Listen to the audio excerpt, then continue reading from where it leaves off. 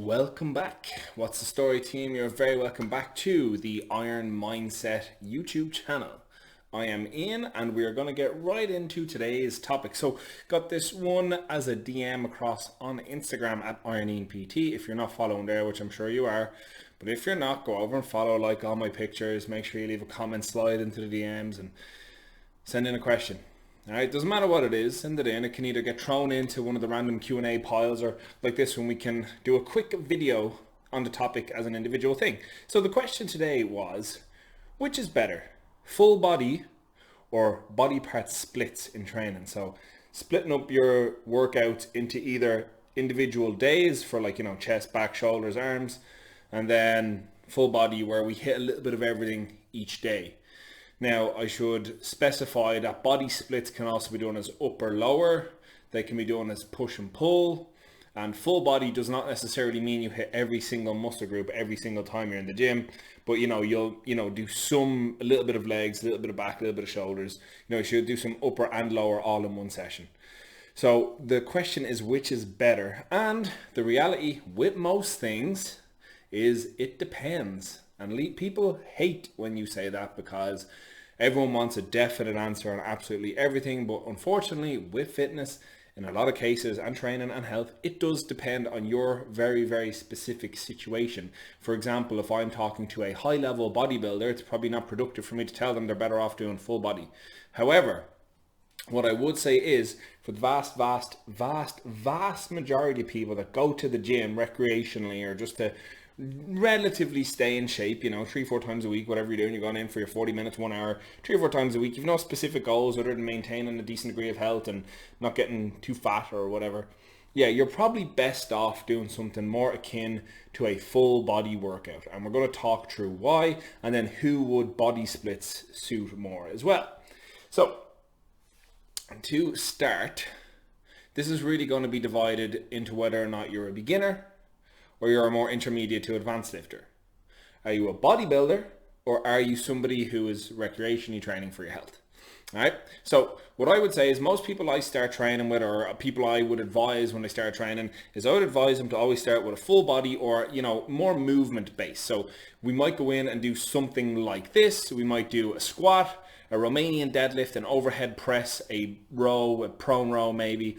We might do some core stability work like a plank or a hollow hold, and then probably, let's just say, like a little bit of cardio or a little bit of like extra arm work or leg work, like a leg extension or hamstring curl or bicep curl or tricep push down, whatever. Something like that, where we get a little bit of legs, a little bit of hamstring, so a little bit of quad, a little bit of hamstring, a little bit of core work, shoulder work, back work, yeah?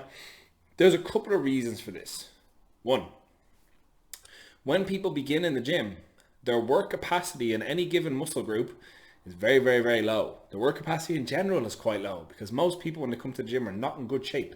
So for example, if I try to put somebody through a leg day, if I have them do a couple of sets of squats, their quads are probably pretty cooked already. So if I then bring them over to do their walking lunges, they're probably not going to be too good on their feet doing the lunges. And then I throw them onto a leg press and a leg extension machine. The next 3 to 4 days, that person probably can't walk. So they're not really going to be able to train legs again that week, which pretty much brings their frequency way down. So if you ultimately have to look at it like this, how often do you want to be able to hit a certain body part? Because frequency overall can add up to your cumulative volume.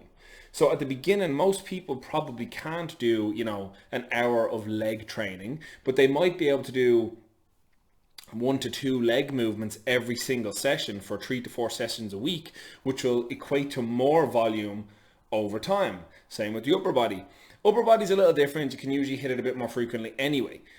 But that's the point. Like, we could do one really heavy shoulders day, and then the person can barely drive or do their job for the rest of the week, and then they can't train shoulders for the rest of the week. But again, because their work capacity, I feel like I've heard my eye, their work capacity is super, super low. So that's the point. Over time, as people's work capacity increases, you might start to have more focus sessions. So you might say, like, today the focus is we're going to focus on doing heavy squats, then we're going to make up some of the volume with some lunges and leg extensions. But we're also going to do a little bit of benching and rowing for your upper body just to add up some of that volume. So that's a natural progression into something like an upper-lower split or a push-pull split.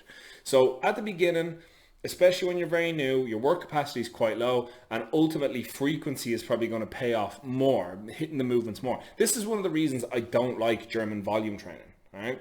Doing 10 sets of 10 with 1 minute breaks on, let's say, squats. So if you're going to go into the gym and squat 80 kilos, let's say if you're somebody that normally squats 150 or whatever, you're doing 10 sets of 10, your legs are cooked, right? Your intensity, so the amount of weight you've lifted, is very low. Your volume is super high in one day. So you've done 10 sets of squats at a relatively low weight, and your legs are probably pretty fucked for the week. You could have done 3 sets of squats Monday, 3 sets of squats Tuesday, 4 sets of a squat accessory or a squat Friday, and then maybe 1 little extra leg accessory in the week, maybe 2 to 3 sets over the weekend, or however often you train.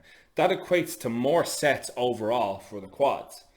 It's less sets maybe on squats, but for example, if you're a power lifter, the intensity is too low on doing 10 by 10 on squats for it to even matter. You know what I mean? So that's a reason I don't think that's a very productive form of training. It's good for like maybe mental, for grit. I've done some retarded training in my day just for the sake of, brouhaha.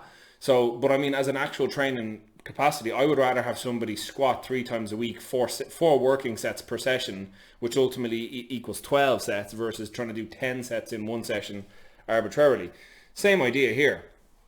You're better off spreading that work, spread that work over the week so they hit it more frequently, and they're also getting to practice the skill. For example, most people when they come to the gym are not very practiced at, let's say, squats.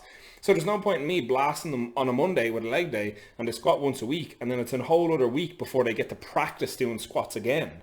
We want them to practice. With all these things, it's getting through the range of motion, ingraining that range of motion so they're well practiced at it first, and then we can deviate away from that. It's actually another thing I would say. Sometimes new trainers, they do too much deviation. They do way too many variations of things. Let somebody practice a very small number of skills. Let's say no more than 6 to 8 moves total for the first couple of weeks of their training until they're quite versed in those things. This is not strictly about like entertaining people and like, oh, let's juggle some dumbbells. Let's, do some HIIT training because that's fun. No, let them practice the skill of lifting the weights and let them gradually get stronger in those ranges. And then after a while, you can branch out a little bit. So in any case, that's the work capacity and frequency covered. Now, one thing I will say is when it comes to time management, as somebody gets fitter, they're probably going to have to start trying to fit more and more into a full body session that maybe start to be less than productive. For them to adequately hit enough volume and intensity on each individual muscle group over the course of the week, it might start to extend their sessions out to, 2 hours, like or thereabouts. So if they want to be in and out of the gym in an hour and 20, it might be better for them to focus solely on one muscle group or one region of the body. So like if we said we're going to do a lower day, you might have, let's say, heavy deadlifts, a bit of volume on squats or a leg press or something like that, then some leg extensions, hamstring curls, some split squats or lunges, Bulgarian split squats, whatever your leg training preference is.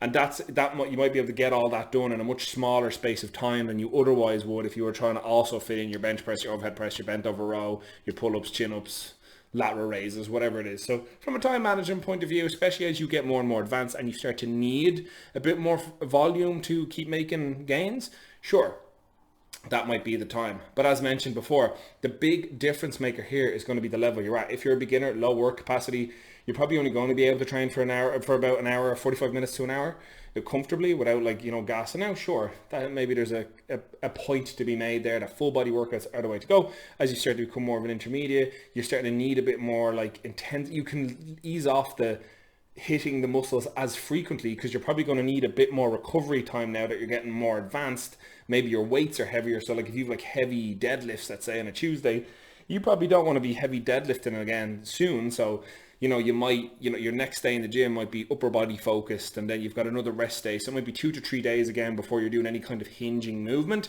which gives you a bit more time to recover. That means you can lean into the intensity a bit more again. So that's an aspect of it as well. And then lastly, as mentioned before, it does matter whether or not you're a bodybuilder or just training for health. Bodybuilders obviously do need to focus on muscle groups, though you will see they generally don't just train chest.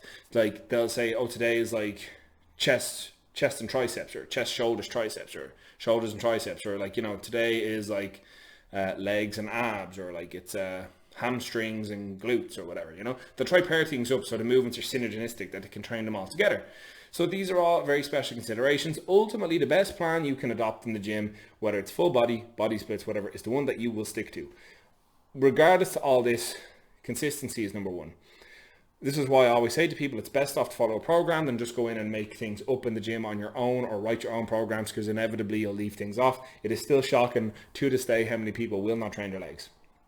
So with that in mind, have a chat with yourself, be honest what level you're at, and start to work your program in and around that. I always say, get onto a coach. It's so simple, even if it's just to buy a program, even if it's just to be monitored by the coach for 8 to 12 weeks, and then you can toddle off on your own. Easy stuff, yeah? And it will always pay back tenfold, because if it's a good coach, a good trainer, they will give you enough education that you'll be able to progress from that point onwards yourself, and you won't really have to worry about am I doing the right thing, am I making progress? And you've already, if you like the coach you get on, you've got an external resource there, another person you can go to speak to. Let's say they gave you a program, you've been running it for 6 months, you haven't seen them, now you're kind of starting to stall out. You give them a call, give them a text and say, look, program worked great, feel like I'm making lots of gains, but last little while things haven't been going my way. Could I book in for a session or two and we'll see what the story is? Sure. There you go. You've got your resource. Anyway, gang, my ultimate recommendation with this one, body splits for newer people, maybe starting to diverge into body splits or upper, lower, front, back, whatever sessions as you get a bit more advanced. But look, ultimately do what you enjoy most. Yeah, I'm going to get out of here. Have a good one. Take it easy. Follow me on Instagram @IroningPT. Bye-bye.